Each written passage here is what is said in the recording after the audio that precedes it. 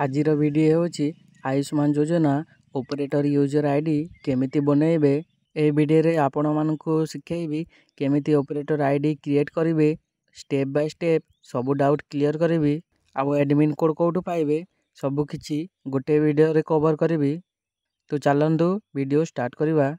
आपणक mobile किंबा computer रो जे कोनोसी भी गोटे ब्राउजर ओपन करनेबे। ओपन कला परे सर्च बार रे लिखिबे ump.pmjay.gov.in। यही वेबसाइट रो लिंक मो डिस्क्रिप्शन रे भी दे देछि। आपण डायरेक्ट यही वेबसाइट रे आसी परिबे। तापरे साइन अप रे क्लिक करिवे। साइन अप ऊपर क्लिक कला परे आपण मानकु किछि एही प्रकार इंटरफेस देखिबा को मिलुतबो। एठी देखंतु कैप्चा भरिबा को पड़िबो। कैप्चा देला परे आधार नंबर एठी देकी वैलिडेट रे क्लिक करिवे।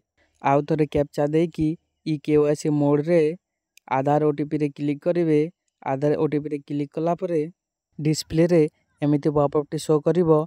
एटी बॉक्स रे टिक चिन्ह देकी अलाउ रे क्लिक करिवे। तापरे आपणक मोबाइल रे गोटे आधार ओटीपी जिवो। आधार ओटीपी को देकी पुणी थरे कैप्चा दे देबे। तापरे सबमिट ऊपर क्लिक कर देबे। नेक्स्ट स्टेप रे पर्सनल इन्फॉर्मेशन देवा को पड़िबो। एटी स्टेट रे ओडिशा सिलेक्ट करंतु।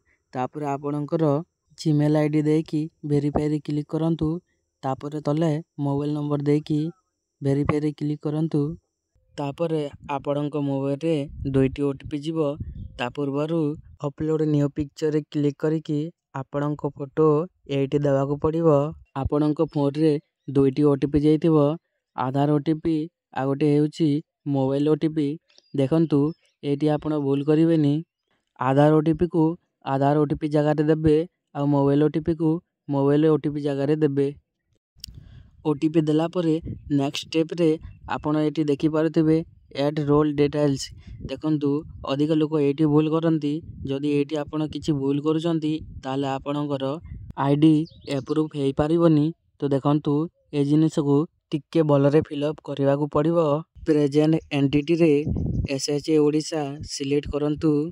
एटी एसएचए ओडिशा लिखि देले भी आसी जिवो। नेक्स्ट स्टेप रे देखंतु एंटिटी टाइप रे कार्ड क्रिएशन एजेंसी को सिलेक्ट करिवे। एंटिटी नेम रे सीएससी को क्लिक करंतु। एंटिटी नेम देला परे एटी आपणकर सीएससी आईडी देबा को पड़िबो। सीएससी आईडी भूल करिवेनी भलो भाबरे दे देबे। यूजर रोल रे आपण ऑपरेटर बीआईएस सिलेक्ट करिवे। अन्यथा आपणकर आईडी वेरीफाई हेबनी। एप्लिकेशन रे बीआईएस सिलेक्ट कर देबे। नेक्स्ट देखंतु गोटे इंपोर्टेंट जिनिस एडमिन कोड कोठु पाइबे। एडमिन कोड केवल आपणकर डीएम को ठारू ही मिली पारिबो। आउ कोनोसी जगह रे मिलिबनी काहेकि ना एडमिन कोड केवल 24 घंटा पई वैलिड रहे। आपणकर डिस्ट्रिक्ट मैनेजर को जोगाजोग करी एडमिन कोड पाई पारिबे। नेक्स्ट स्टेप रे यूजर नेम पासवर्ड क्रिएट करबा को पड़िबो। यूजर नेम केमिति क्रिएट करिवे देखंतु आपणकर नामर फर्स्ट लेटर देकी आपणकर सीएससी आईडी देबा को पड़िबो। देखंतु जदि आपणक ना अजय ताले आपण ए लेखिकी आपणकर सीएससी आईडी एठी दे देबे। गोटे पासवर्ड क्रिएट करिवे। पासवर्ड क्रिएट कला परे कंफर्म पासवर्ड देकी सबमिट ऊपर क्लिक करिवे। सबमिट ऊपर क्लिक कला परे टिके लोडिंग हबो। लोडिंग हला परे आपणकर अकाउंट क्रिएट हे जिवो। आईडी अप्रूवल स्टेटस देखिबा को हेले पुणी थरे आपणको लॉगिन पेज को जिबा को पड़िबो। यूजर नेम पासवर्ड देकी लॉगिन करिबा को पड़िबो। लॉगिन कला परे आपण एटी देखि पारिथिबे एप्लिकेशन स्टेटस अप्रूवल देखौछि। जदि आपणकर आईडी अप्रूवल हेछि ताले एटी अप्रूव देखैबो। जदि वीडियोटी भलो लागिला ताले चैनल टी को सब्सक्राइब करंतु। जदि मनरे जे कोनोसी क्वेश्चन आछि ताले आपण कमेंट सेक्शन रे पचारि पारिबे। वीडियोटी को शेष पर्यंत देखिथिबारु बहुत बहुत धन्यवाद।